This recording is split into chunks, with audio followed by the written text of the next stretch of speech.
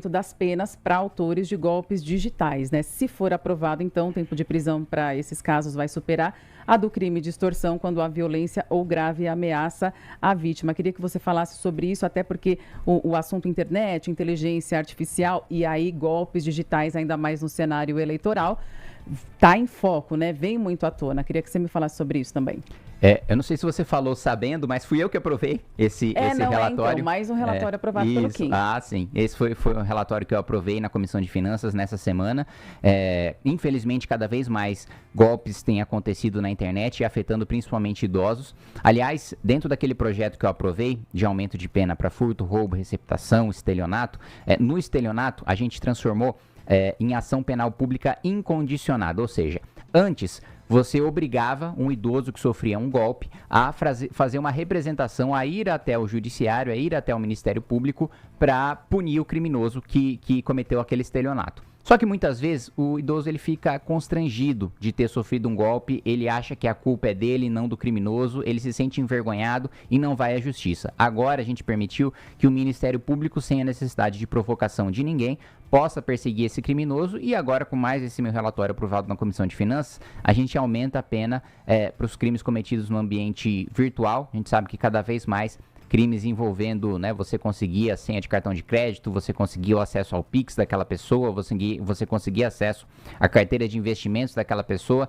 Isso ocorre com cada vez mais frequência e por isso a gente precisa endurecer, né, não só do ponto de vista de pena, mas também do ponto de vista da persecução penal em relação a esses criminosos. Bom, falando agora então de STF, você costuma afirmar que o STF avança, né, sobre prerrogativas do Congresso e critica o chamado ativismo judicial, mas em diferentes momentos recorreu ao próprio Supremo para destravar emendas e para pressionar a Câmara em questões políticas. Você considera que o STF só extrapola quando toma decisões das quais você discorda ou há um critério objetivo para definir aí quando a intervenção da Corte é legítima? Tem um critério muito objetivo que é a Constituição. Eu só provoco o Supremo Tribunal Federal para cumprir a Constituição. Eu não provoco o Supremo quando eu sou derrotado. Aliás, todas as semanas eu sou derrotado na Câmara dos Deputados em políticas públicas que são aprovadas pelo governo Lula e eu nunca recorri ao Supremo para tentar inverter o mérito, para tentar vencer no tapetão. Todas as semanas eu poderia recorrer ao Supremo se fosse o caso de toda vez que eu fosse derrotado, eu fizesse essa provocação. Não.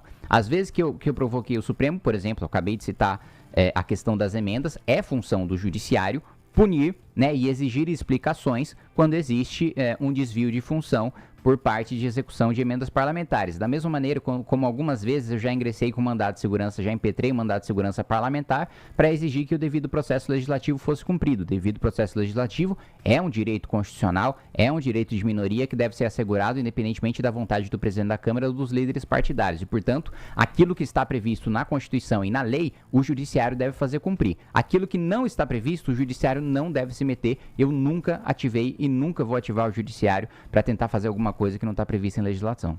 Ok, para a gente terminar, teríamos muito mais perguntas, mas qual que é a sua avaliação sobre a PEC do fim da escala 6x1, tanto em relação às chances de aprovação quanto à representação apresentada ao TCU contra a campanha do governo federal sobre o tema? Bom, eu já explicitei muito o meu posicionamento em relação à PEC em si. Acho que é demagogia, é populismo, não vai fazer com que a escala 6x1 acabe. Todos nós somos contra a escala 6x1. Agora, uma PEC que vai enganar o trabalhador, isso eu votei contrário. Fui um dos únicos que teve a coragem de ser nos bastidores e no voto publicamente ser contra essa PEC populista. Infelizmente, a maior parte dos deputados, né, todos da base do governo e alguns que se dizem de direita, né, boa parte deles bolsonaristas, acabaram votando por populismo a PEC da escala 6x1. Eu representei o governo Lula no Tribunal de Contas da União porque o Tribunal de Contas proíbe que o governo utilize dinheiro de propaganda institucional para pressionar pela aprovação de um projeto. O governo não pode usar dinheiro público para pressionar a aprovação de um projeto fazendo propaganda dele para a sociedade. O governo só pode divulgar políticas públicas que já estão em vigor, mas não pode pressionar pela sua aprovação. Isso é um uso ilegal do dinheiro público. O dinheiro de propaganda institucional do governo deveria ser para mostrar para as pessoas, olha, tem uma nova campanha de vacinação, tem um novo medicamento disponível, tem um novo programa, por exemplo, de você retirar um projeto meu que foi implementado pelo governo Lula, de você poder retirar sua CNH sem autoescola. O dinheiro de propaganda institucional foi feito para isso, e não para você ilegalmente pressionar o parlamento a votar qualquer pauta.